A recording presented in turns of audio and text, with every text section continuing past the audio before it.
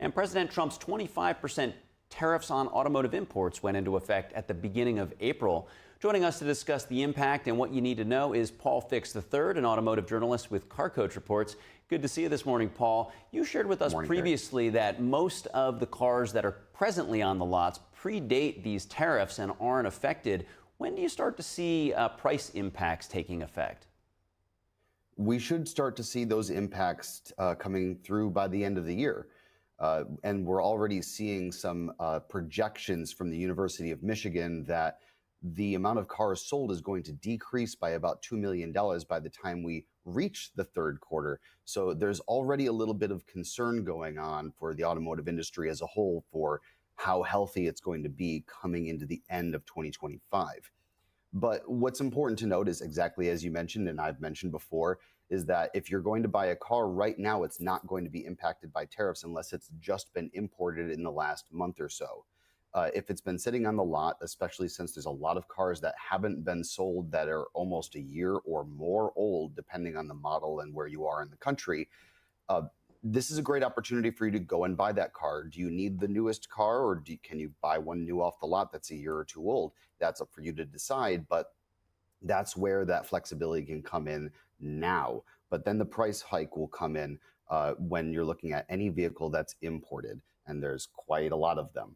But there's still the big three auto manufacturers that do produce some of their vehicles here, and some of their vehicles are covered under the USMCA agreement that allows them to bypass some of those tariffs.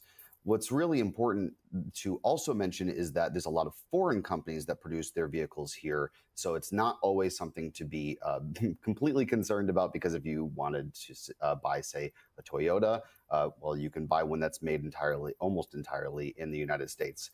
But there is going to be a slight price increase. At minimum, we're looking at about $2,000 on average. But again, things are still changing day to day, and so we don't know what the final numbers will be until you see it on the sticker at the dealership. Now, Paul, it's been about 6 weeks since these tariffs have been in place. So over those 6 weeks, have you seen a spike in car sales with people who were maybe thinking, the summer or the fall are pulling their decision forward?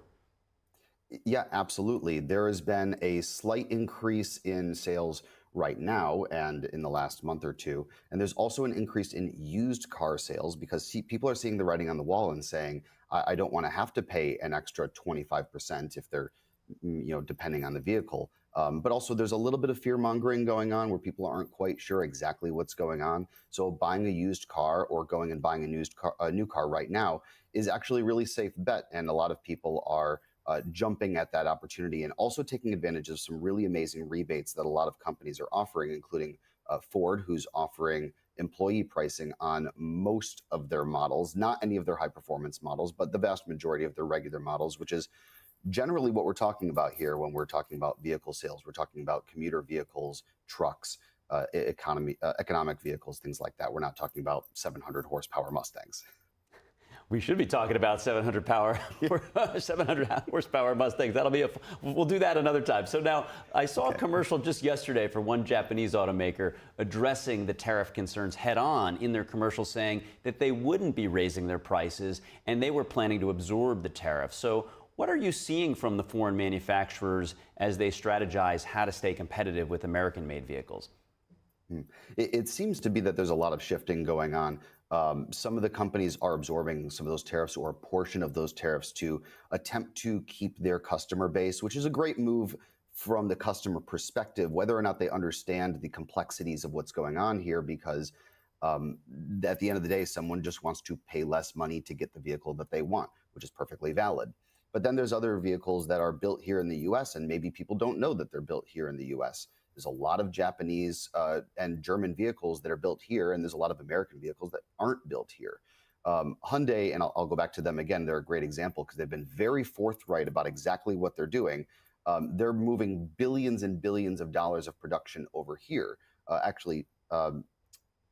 Civic, the Honda Civic is moving a lot of production over here as well. So there's a lot of great examples of these companies saying, you know what, maybe we can't absorb all these tariffs, but what we can do is shift production of some of the parts, or maybe final assembly, or more of the assembly, or even entire production lines, moving all of the tooling over to the US and filling out the factories that are currently at about 60% capacity.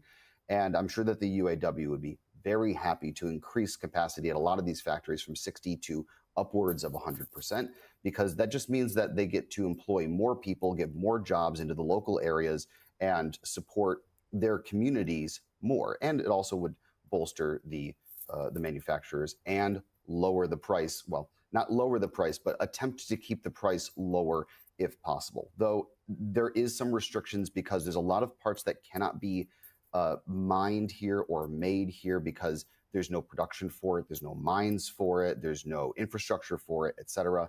So there's a lot of companies that are saying, you know what, let's move as much production as we can.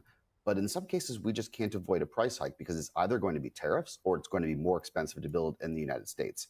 And hopefully the federal government is looking at that as they're going through this whole tariff process and saying, how do we also make it cheaper for manufacturers to build their cars here? Because at the end of the day, this is going to impact the American consumer, which is going to impact the economy at large and affect the GDP. And we don't quite know exactly what the end state is going to be just yet. And Paul, as we start to finish up, what advice do you have for people in regards to their total cost of ownership for their vehicle? Specifically, I want you to see what your observations are related to insurance rates for automotive, and then any other tips for making a good decision this year. Absolutely. Insurance rates are going up, but they've always been going up, and that's for multiple factors. There's more and more security systems that are being built into cars, more and more safety features, and the price of cars are going up. It's becoming more expensive to build cars, and it's mostly partially because of these safety systems. They're so complicated to repair, and electric vehicles are also a major factor here. So what you're seeing is the price of insurance is going up to cover these, because in a lot of cases, they don't want to help you repair your car. They'll just total the car, give you the full cash payout, and allow you to go and buy a new car. So there's a lot of different things that you can do to try to mitigate those costs, looking for more affordable vehicles or vehicles with, in some cases, and it depends on the insurance company, go and do your research, talk to your representative. You can get a lower insurance rate by getting a cheaper car, but you could also get a better insurance rate by getting a car with more safety features. So it really depends. And also, I just want to keep in mind is a lot of people are looking at electric vehicles because it seems to be a rave topic right now. And I've had my qualms with the EV market, but the cost of insurance is very high on those because they cannot be repaired if they're in a structural damage accident where your car may be totaled. That car is also totaled, but more commonly so, because you can't repair when the battery structure has been damaged. It's like ruining the entire motor and the chassis all at once. So there's lots of things to keep in mind. Definitely go to your representative and check it out. But do keep in mind that insurance rates will continue to go up, and there's not much we can do about that right now.